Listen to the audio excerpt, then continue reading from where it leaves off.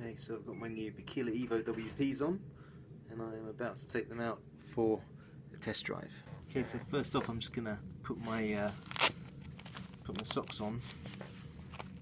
So I thought this could be quite a good test. Got a new white Vitos coming in the next couple of weeks, and so I'm gonna pop those under the Evo just to see how they look when I get back, see if they're still nice and white and clean, or whether they are filthy, dirty, wet, etc. Before, nice and clean and white, fresh out the packet, and just put that in the shoe. Of course, one of the advantages of the 5 fingers is that you can slip your trousers off over the belt to get them. I'll work out how these things work. Yeah, that's better. That stays outside. Tuck that under and do that up.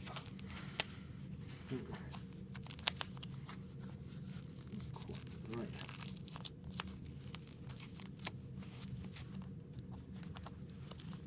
Up there. Good. Next.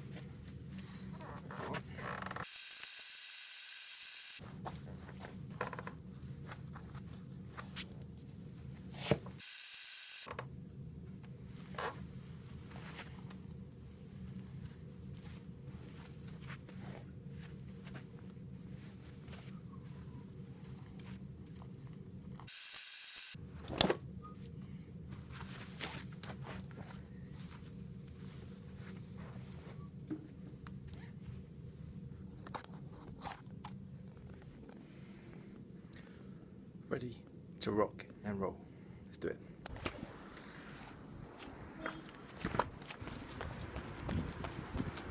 So I've just come off the main road and I can see ahead the first puddle. Here it comes. So you can catch us. Woo!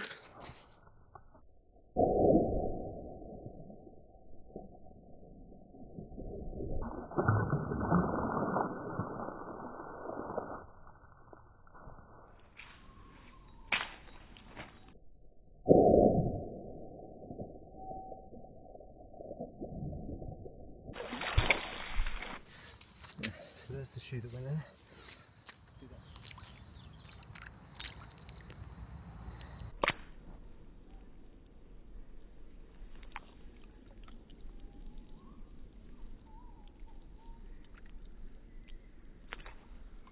Okay, so initial thoughts are that water's pretty cold. I can feel it between my toes. I don't know, don't know if it came in the shoe. We'll check out when we get back. See if those socks are still white. But I think it's warm because I've been running, but you definitely feel the coldness of the water as you're in it. But I guess it's such a thin layer between you and the water that you would feel that anyway. So let's see.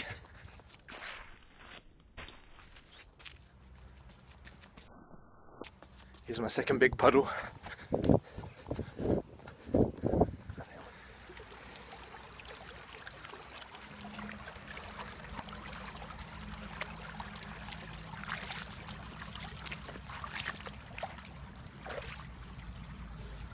See how that works out. Technically the zip which just went under there was water resistant, not waterproof, so that'd be interesting. It only went under for a split second, probably, maybe a second at the most. It'd be interesting to see if there's any leakage, seepage through that.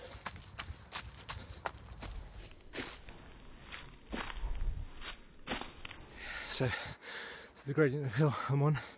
It's looking straight ahead. That's down the hill. I just sprinted, and obviously pretty slippy, as you can see down here. Yeah. But I have to say, the grip on the sole here is about as good as any other grip that I've used on a Vibram so far. This is Ice Trek sole, and that's designed obviously designed to be optimal on ice and any surface with a very low friction coefficient like ice. So wet, slippy mud, slippy leaves are similar, and seems to be doing the job, so that's great. I don't know how well you can see this, but this is really mulched down leaves and mud, and first off, the grip is great. But secondly, at the minute it feels like my feet are staying quite dry.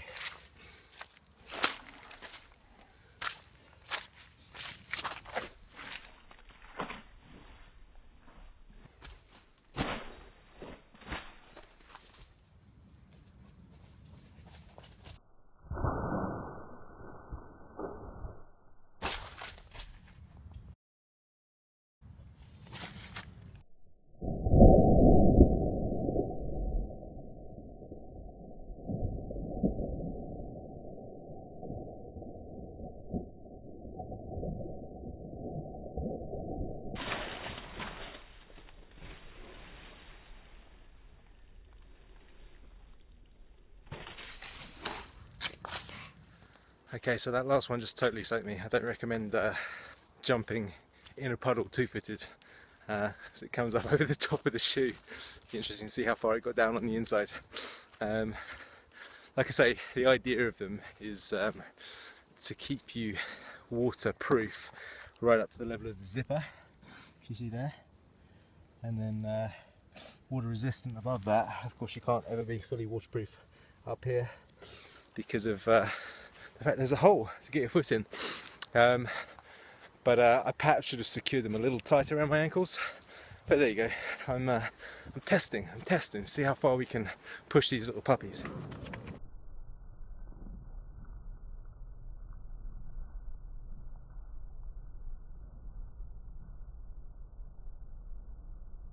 We're about 20 minutes in. Been through some fairly heavy mud.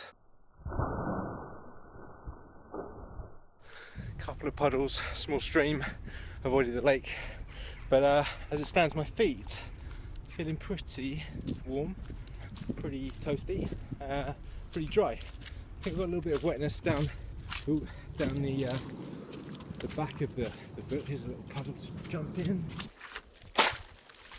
A bit more down inside.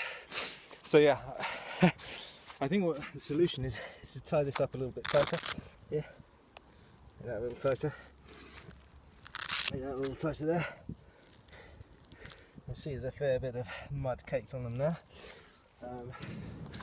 Yeah, so what I'm expecting to see when I get back, hoping to see, is that my toes are dry, 4 foot dry. Probably a little bit of mud that's run down from the heel towards the back of the shoe. I think honestly, if I hadn't been deliberately jumping in puddles, probably would have stayed dry completely. But it's good to know the limitations. As I say, it's one of those things where if you're out running through ankle deep puddles, I think without a doubt you're going to get wet feet, just like with any of the other 5 fingers. Not that that's necessarily a bad thing.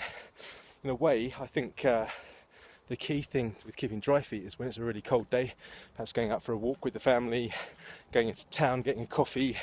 Perhaps if you're able to and fortunate enough, you wear these to work and it's peeing with rain, you're jumping around puddles so you can try and avoid having wet toes all day.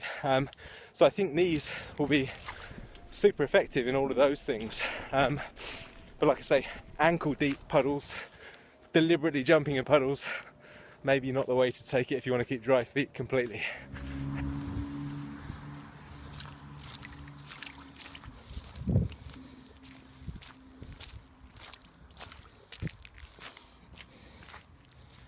Okay, so that I can feel the water, but what I don't feel is it coming into the shoe. So I'm going to stand here and talk to you whilst in this kind of an environment. And yeah, it all feels pretty good. Wiggle my toes. Like I say, I feel the coolness of the water, but I don't think I feel the wetness of the water. We will We will find out in a minute.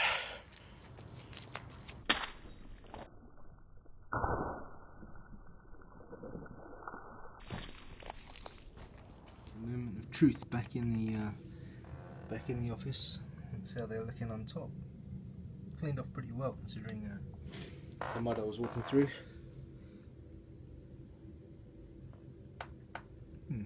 Looking pretty fresh and funky.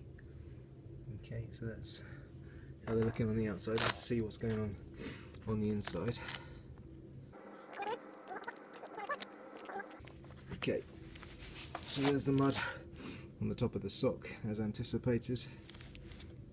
Let's see how far down I got. Yeah. So down as far as the heel just about. To get onto the forefoot. Nothing on the forefoot as far as I can see. Nothing between the toes. Just check the sole.